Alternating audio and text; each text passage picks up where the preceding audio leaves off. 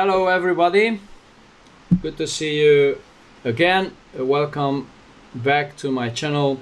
This is Physics of Creation. I am Anton Locse and I am back here with Stewart Swerdlow. Welcome Stewart again. How are you? Thank you, Istvan. I'm fine. Hope you're okay too. I'm too okay. There we have a little problem here in our connection because it seems to be very bad weather in Stewart location, and I am getting very low downloading from his part, and I do not have a very good image, and I will replace this image with what you will see here, just a photograph with Stewart, because the image is absolutely no worthwhile. All right, so let's continue with our last session with the history of mankind. And as you remember, we started with a very interesting beginning of the history, and we get so far at the point of the Lyrians, when they spread over the galaxies. And you also talked about, in the meantime, of the draconian invaders invading Lyra, also what happened on Earth with those scorpion-like beings. Remember? Now let's get back just a little bit, because I don't want to forget about that. If you could describe a little bit the Lyrians as appearance, could you? Sure. There were basically two types. Well, first of all of them would be at least 2 meters tall, maybe a little bit more, both male and female. They were basically, the majority, very white skin, blonde hair, very blue eyes. But there was another group that were considered to be the spiritual group, or the, I can't say religious, but spiritual leaders. And they had more red hair and green eyes. And so they were considered to be what they say in the English, oracle, where they would speak for the higher energies of God, mind, etc. So whenever the Lyrians would have an issue, or they would want to know about information, they would go to the red-haired people and ask them the questions and get the answers. And for example, the ancient Greeks had the oracle of Delphi, where they would go to this place in Delphi, and the woman would speak to them from spiritual levels. And that's why in ancient times, red-haired people were considered very mysterious and even evil, because they were so strange that they would have all this information. And the other interesting thing is, even today, red-haired people have more sensitive nerves and feel more pain, and they're very delicate compared to other people. Oh. So they're more sensitive. Oh. Good. It's interesting when I was a child, if I went in the sun, my hair turned red, and now my beard turns red. Good. All right.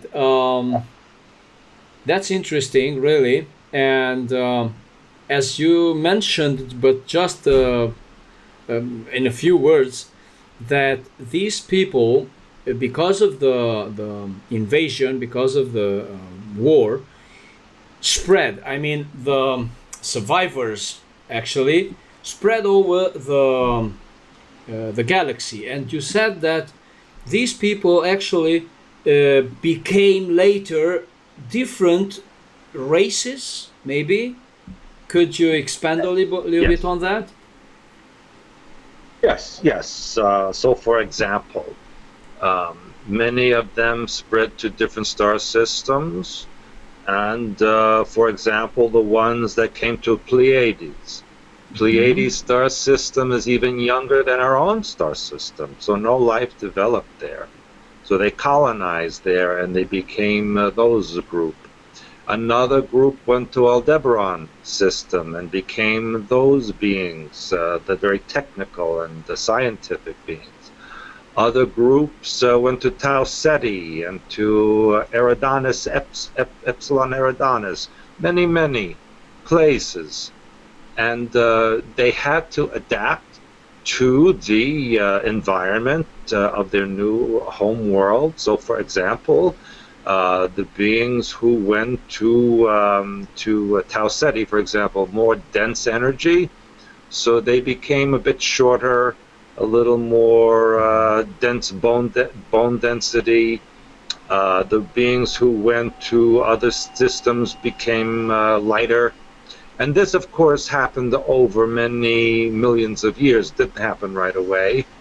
And they did have an ability to change their genetics to adapt to those environments.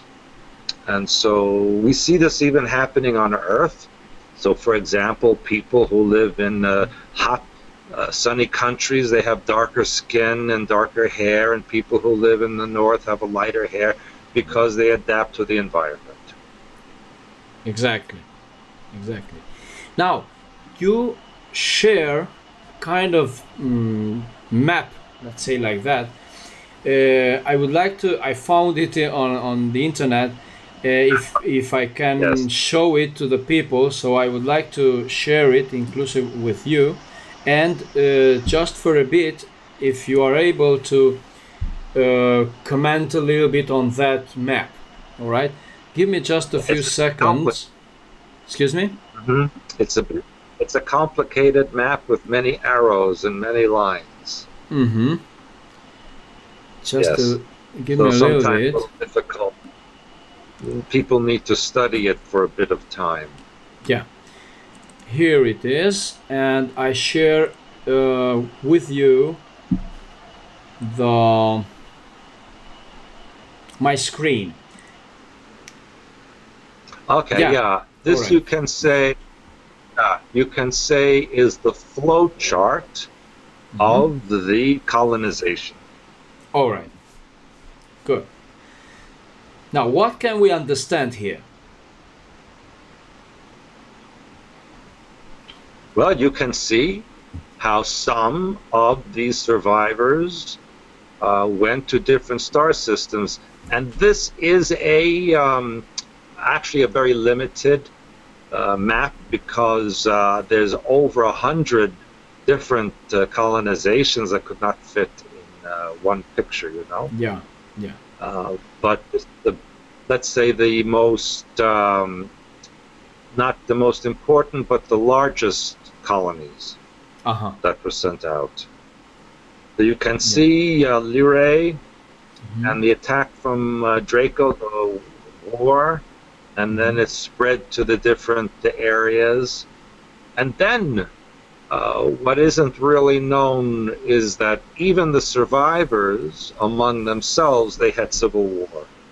Yeah. Because there was argument about what they should do, where they should go, who should be in control, you know, and so it created many problems. And so what I wanted to show with this flow chart is how the Earth has so many influences by the different groups after a bit of time, which explains why we have so many different cultures, so many different nationalities. Even though we have a common origin, we have many different diversities because of these different groups that came here. And that's why. We could say that in the galaxy, in that moment, besides the Lyrians, there existed other races too, or didn't they? Oh yes. Oh yes, they were. Can they be the Syrians, or no? Yes, Sirius A, for example, they were not part of Lyria. They were separate group, and they were influential in the Atlantean colony, ancient Egypt, and even the creation of the Hebrews, which they created in Sumer, and then they amplified more in Egypt. So yes, there's many influences. There's also, of course, the reptilians, which were not Lyrians. They have a big influence on the Earth, and they believe that the Earth belongs to them. But what's interesting, Istvan, is that there are apparently other groups from even another galaxy who feel the Earth belongs to them too. So we are quite, let's say, a very desirable real estate in the universe, or at least in this part of the galaxy. Yeah, it seems to. Yeah. But what can you say about down here, Marduk? What is this? Yes. Because also known as Nibiru. Depends on the civilization, but Marduk or Nibiru is actually an artificial world that was created in Andromeda Galaxy, that was sent into this particular region of space to mine resources and to create labor force for the Nibiruans. The Nibiruans are a type of reptilian, but not completely reptilian. They're kind of reptilian-like, as I put in my book. And they actually are enemies of the Draco, so they don't get along very well. But Nibiru came here to create a slave race, to mine what is now Africa. They were interested in gold and uranium and other materials that they were going to bring back to Andromeda Galaxy. And could they be the well-known Anunnaki? Oh yes, that was what they were called. Yes, absolutely. But they had Istvan. They had the Abenaki, a group or a created race that looked like little bears, like little, almost like the Ewok from Star Wars. Yeah. And you know, Star Wars created the alien races in the movies based on these information.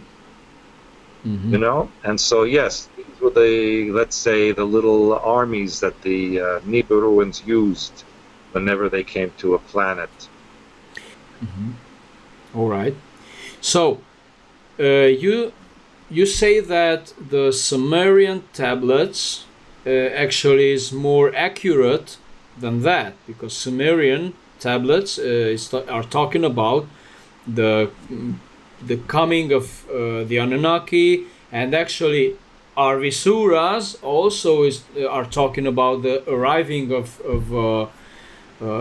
Anunnaki, and talking about Anu, Enki, Enlil, others with different names, right? But the Zechariah Sitchin translation actually is not saying that the Anunnaki were reptilian-like, that he's saying that they had beard and very human-like actually, and that they, the Anunnaki, created the human being from zero, mixing, for example, the Neanderthalensis with their genes, and they obtaining a new race, and the first race to be the black race to be created, and after that came the black race. Yeah, black race was created as a slave race in Africa to mine the gold and uranium. And they were, the Anunnaki, they were very reptilian-like. And that's why human beings have reptilian brainstem. And that's why we have skin the way we do, and etc., etc. And the beings with the beards, they were hybrids. They were not the original or the Anunnaki, but they were hybrids created by the Anunnaki so that humans would not be afraid of them. So you say that Enki and Enlil and Anu actually are hybrids, not the original Anunnaki? These were an alien group which you can read about in the book of Enoch. And this group was very, very reptilian. But they would create holographic images around themselves so that the humans would not be afraid of them. All right. And I suggest that people read the book of Enoch, because the book of Enoch is very detailed and descriptive of the genetic manipulation that these beings did on the earth, and the actual monsters that were created because of that. All right. So who would be, in this case, who would be the Nephilim? All it's not a group, it's a description. All right. See, that's the thing. People take words like Nephilim, Elohim, Melchizedek, and they make them into something they are not. These are descriptions. They're not. Nephilim means the ones who descended from. Means the giants. Basically means giants. All right. And Elohim, the ones who descended from above. And Melchizedek basically means the ones who serve the king. It was a political group that was passed on from father to son. So, unfortunately, out there are these new age material that the U.S. government created to make people confused. And people who don't understand the words, who don't speak the ancient languages, they think that it's something else. And so I would encourage people to study ancient languages to understand what these things mean. All right, then. Well, so let's make the things clear then, right? So, yeah. Okay, let's continue with the part that, okay, now we know that, for example, Lyrians spread away, all right, spread over the galaxy. They developed themselves differently, and we got to Maldek and Mars, where also Lyrians or Lyrian descendant arrived. And then, as you remember, we told that an ice comet came in, driven by Dracos, and they destroyed Maldek, almost destroyed Mars, all right, and then they modified, let's say like that, the weather on Earth, and it became it became now habitable. Well, the oceans separated to let land masses form above the water, because before that it was only water on the earth. And so then there was ability to colonize the earth after that. Yeah. And that's when they brought the moon in, which, as I mentioned, is a vehicle. It's not a natural object. And the Draco used the moon to colonize the earth. And the largest continent that was available, that we now call Lemuria.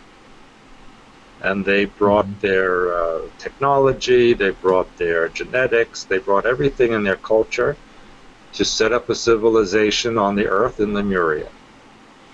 And in effect, that was the original civilization on the earth. Unless you want to include the scorpion beings that were actually here first, that went to the inside of the earth and still are there. And the inside of the earth was always colonizable, because it was not covered with water. It had land mass. It did have oceans, still does. And so that is why when sometimes they dig into coal mines on the Earth now, and they go into very deep layers, they find artifacts that should not exist. They find tools, they find even weapons, imprints of shoes that are tens of millions of years old, and they shouldn't exist, but they find them in the coal mines. And that's because this is from civilizations inside the Earth, and also from the colonization in the very beginning of the Earth. So it's a very complicated story, and there are many factions, and so I understand that it may be difficult for people to understand the entire history, because it's very complicated, actually. Mm-hmm. Of course, and when... And you know... Yeah, please, even now, things are... Even now, the situation on the Earth is complicated. It's not a question of, you know, Illuminati versus everybody else. There's many things going on the Earth right now, besides the Illuminati. You know, there's interdimensional beings, there are alien beings, there are factions within all of that. So it's quite a mess. Yeah. All right, let's go to the moment when actually the Maldekians and Martians come to Earth. Because there must be a moment, let's say, that when the land masses became habitable, for example, and exactly Maldek and Mars, so Maldek destroyed Mars almost. Now, when do they come to Earth then? And actually, Dracos when come to Earth. It must be almost at the same moment. It actually was not, because the Draco colonized Lemuria long time before any human beings came to this planet. And where did they go? So, Maldekians and Martians. Sorry? Maldekians and Martians. How did they survive though? Or where? They were underneath. They were underground in Mars. Mars is also hollow like the Earth. So the survivors went inside Mars, and that's why on the surface we see only the ruins of the civilization that existed. That's all that's left. But the Lemurians, or the Draco reptilians, were in Lemuria for hundreds of thousands of years before Atlantis was colonized. And Atlantis was actually colonized from the Pleiades, not from Mars. That came later. The Atlanteans, or the humans from Pleiadian star system, came 500,000 years ago to colonize what became Atlantis. And that's when the trouble really started. That's when all of the wars began, and the reptilians and the humans were fighting against each other. And it was quite a disaster on the Earth.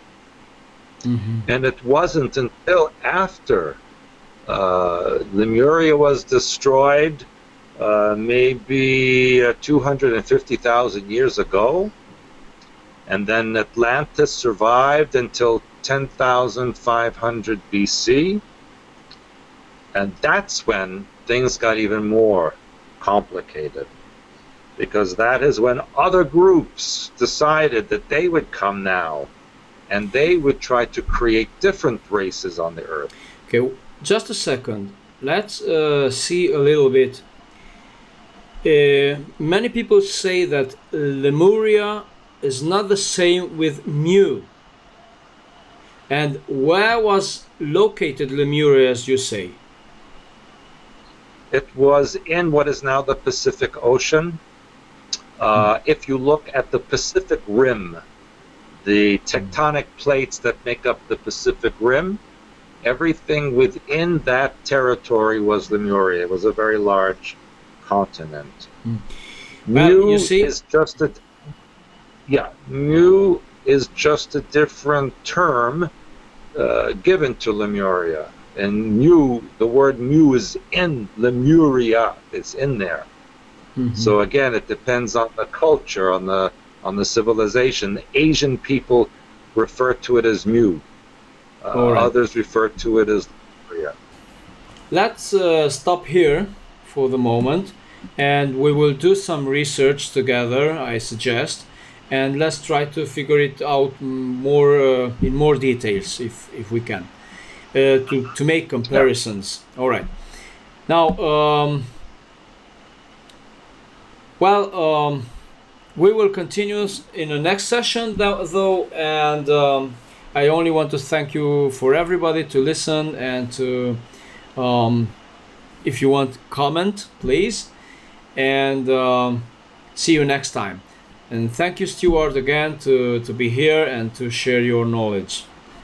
Thank you very much. Thank you. Okay, bye bye. See you next time.